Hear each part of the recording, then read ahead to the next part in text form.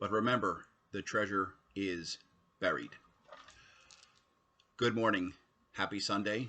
Welcome to another episode of Coffee and Rosaries with Father Pat, July 30th, 2023.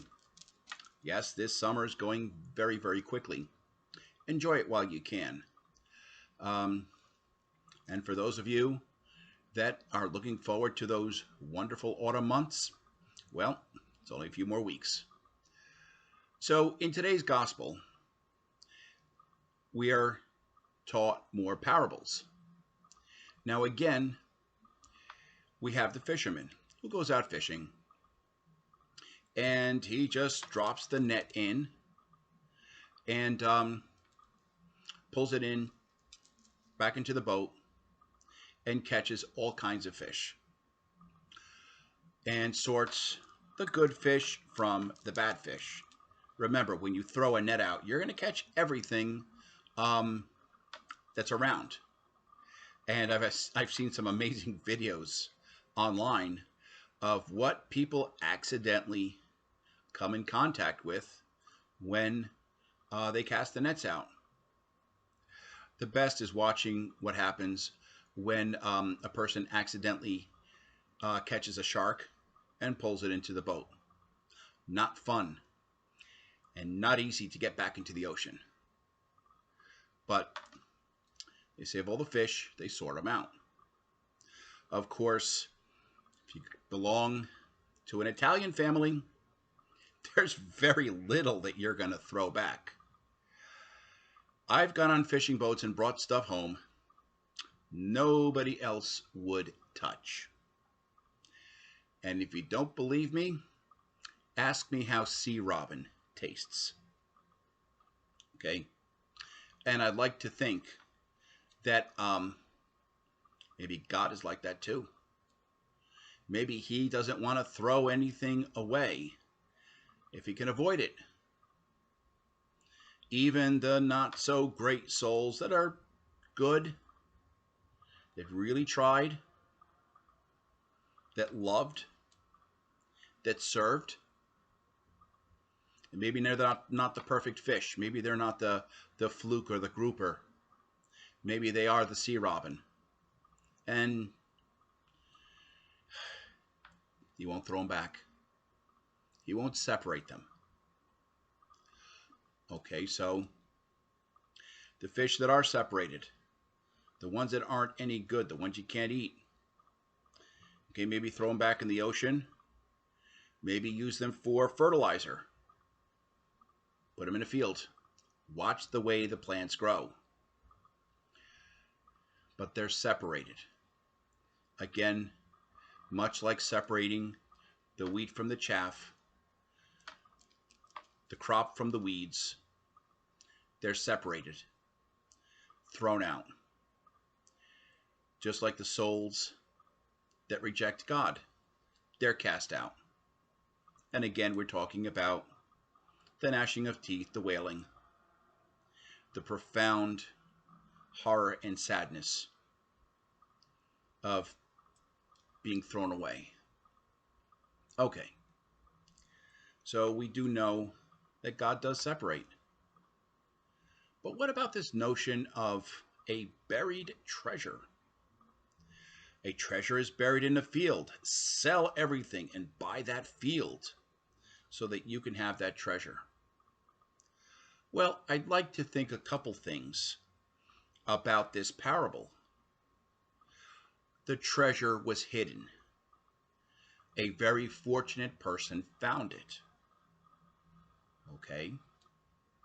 The person was probably seeking the treasure.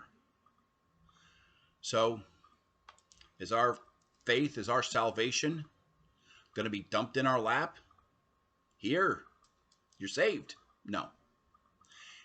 You have to seek it. It's got to be sought. You got to go after it. You have to develop your faith. Attend services. Read the Bible. Serve God's brethren. Serve your fellow brethren. Serve God's children. Okay? You have to seek it out. You have to find that treasure. Now, thinking about that treasure and thinking about, my gosh, selling everything. Well,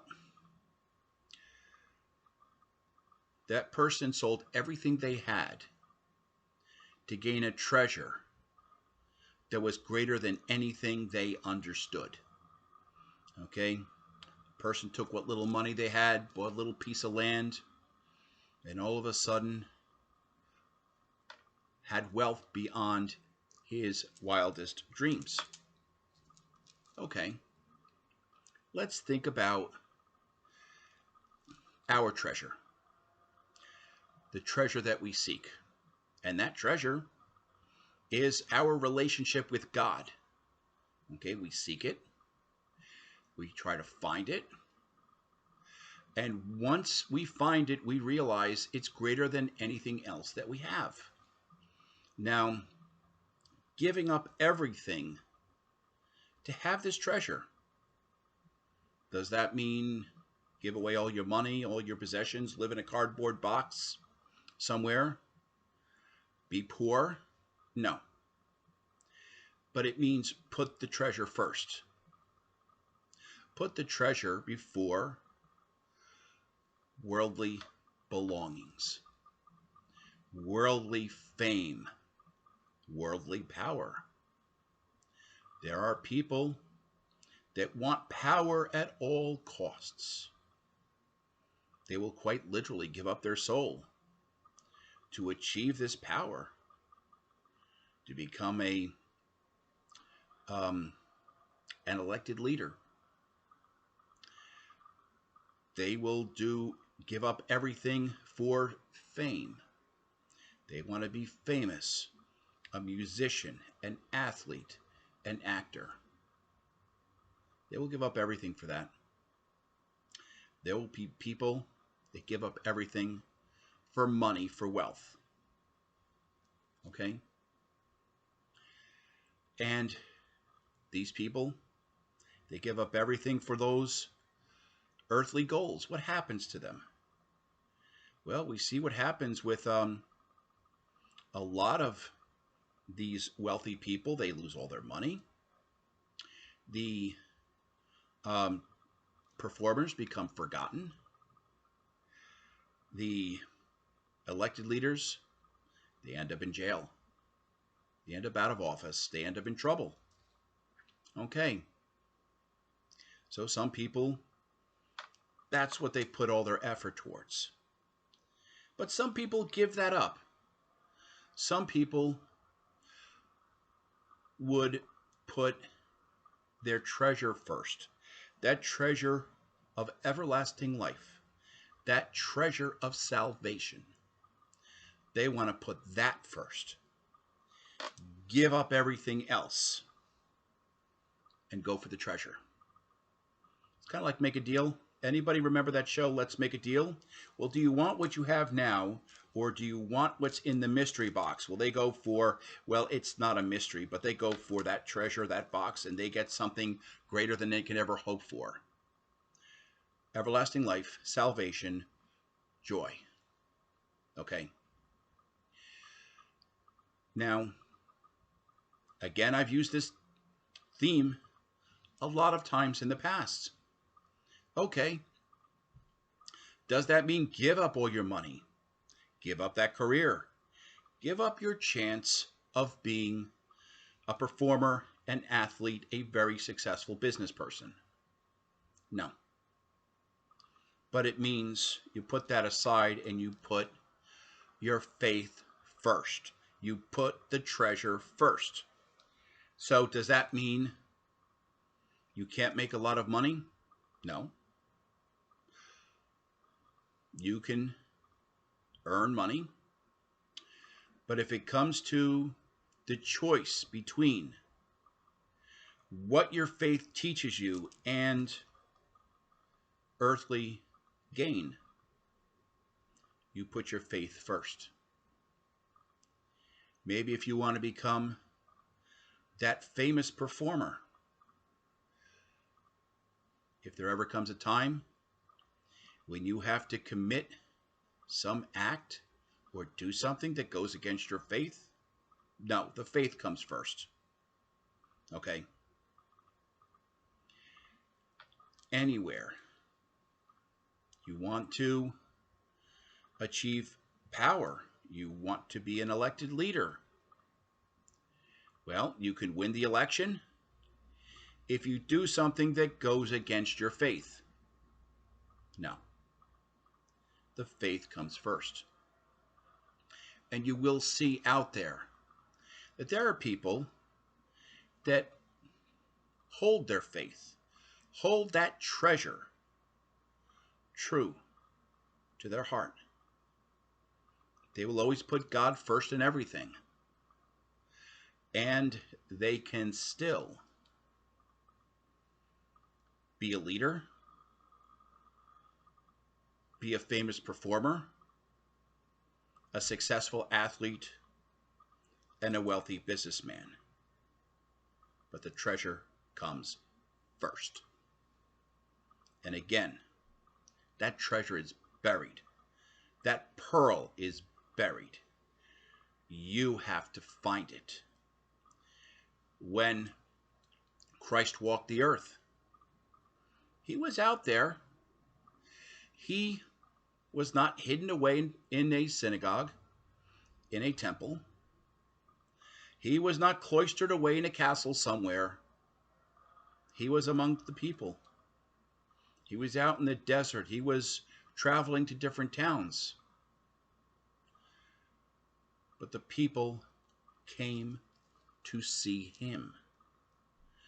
The people sought him. The people sought the treasure. Okay?